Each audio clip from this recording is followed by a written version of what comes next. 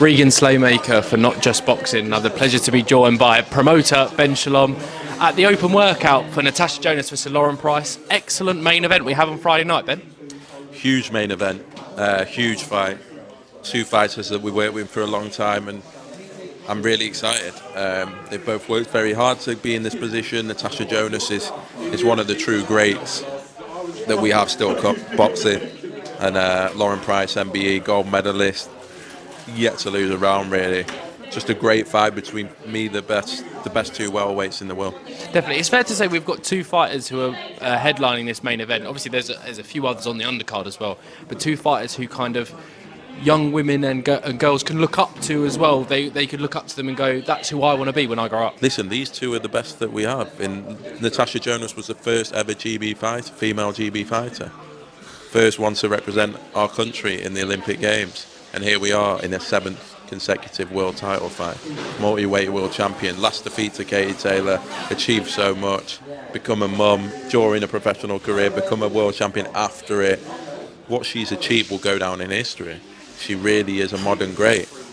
And then Lauren Price, gold medalist, MBE, most decorated amateur we've ever had, won every round. It's the two standout fighters that we have in this country, and for them to both be fighting each other, there's a lot on the line, there's a lot of pride at stake, and there's three belts plus the Ring Magazine belt as well, so it's unbelievable fight. Definitely as well, and obviously a stacked undercard as well. What would you say the pick of the bunch is on the undercard? Listen, as well? We added one late, Chloe Watson against Jasmina, and that's a great fight. Karis Artistall against Rayburn Chapman is another great fight. I think either of those two, Caroline Dubois against Bomi Ray Shen, that is going to be a firefight. Go back and watch any of Bo's fights. Unbelievably aggressive, unbelievably on the front foot, and it's a real test for Caroline. For me, the best lightweight outside of Dubois and Ferreira is Bo. Then you've got Cindy Ngamba debuting against Kirsty Babington. No one does that. No one debuts against Kirsty Babington, which is a huge statement in itself. So a huge card. I'd say the Karis fight. It's hard to pick. The Karis fight is going to be big. Caroline is going to be in a great fight.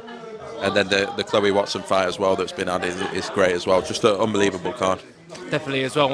On a look back on last week now, I mean, two incredible press conferences for Chris Eubank Jr. versus Conor Benn as well. How did it feel being around kind of, I don't know, the chaos that it is, that main event? I mean, it's an absolutely mega fight, if not bigger with what we saw last week. I think that's it. I think it's bigger than I ever expected. Even I thought it was the biggest fight of the year. This has just gone to another level. Very few fights just stop every man on the street, and since it has been chaos, everyone I know, inside, outside boxing, knows about this fight. I've not met someone that doesn't. It's just the scale of it's pretty incredible. The history, the fact that it's such an exciting fight between two fighters who love to scrap as well. I think it's just got all the ingredients, and it all came together with an unbelievable promotion last week. It definitely did as well. What was going through your head when Chris Eubank Jr. slapped Conor Benn with that egg? And so apologies, you've been asked this before, no, but what is going through your head at that point? I was shocked. I was like, Jesus, this is about to descend into chaos.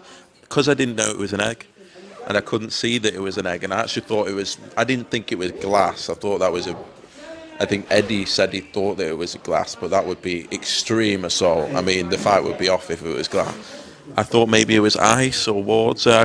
We couldn't see. So at the time, I'm thinking, bloody hell, Chris. Didn't expect that. It's so out of character. And it just descended into chaos. I was like, oh my God, is this... But then, tempers, relaxed and found out saw it was an egg. It wasn't that bad. It was quite funny. And it certainly sold the fight, and it certainly got Chris's point across, because he had a lot to deal with in and around that fight, the initially scheduled fight, and obviously he was thinking about it. Definitely. And then the second point I want to talk to you about, when Conor Benn is running at you on the Tottenham Hotspur pitch, and I'm speaking like personally as well, I'd shit myself. I didn't shit myself though. No, but I I didn't. That's my point. But watch it. Eddie shot himself. He wasn't coming at Eddie. I went to block it, and then I was going to give him a check cut, and then he walked off. So no, I was absolutely fine. I think me against Conor would be a decent fight, But no, to be honest, it adds to it. And I know I said a lot about Conor last week, but he's a character as well. He's an explosive, exciting fighter. And the way he reacts to Chris, how wound up he gets, this and that, it just adds to the build up. And yeah, it's going to be an unbelievable fight. And you can see both guys are desperate to win. Definitely is. It's a massive main event, April 26th at the Tottenham Hotspur Stadium. Final one, Ben. I think people are forgetting that we've got sandwiched in between the week before is the rematch between Ben Whittaker and Liam Cameron, slightly dipping under the radar. But what a main event you guys have in Birmingham. It's going to be a huge week. I'm not sure I'll be able to handle it. A lot on the line. Chris Eubank Jr. and Ben Whittaker both in career-defining fights. Let's be honest. For me, the two biggest stars out of the heavyweight division fighting back-to-back. That Whittaker rematch is huge. Obviously, the news is out around his trainer, which is fantastic news. Really happy with that.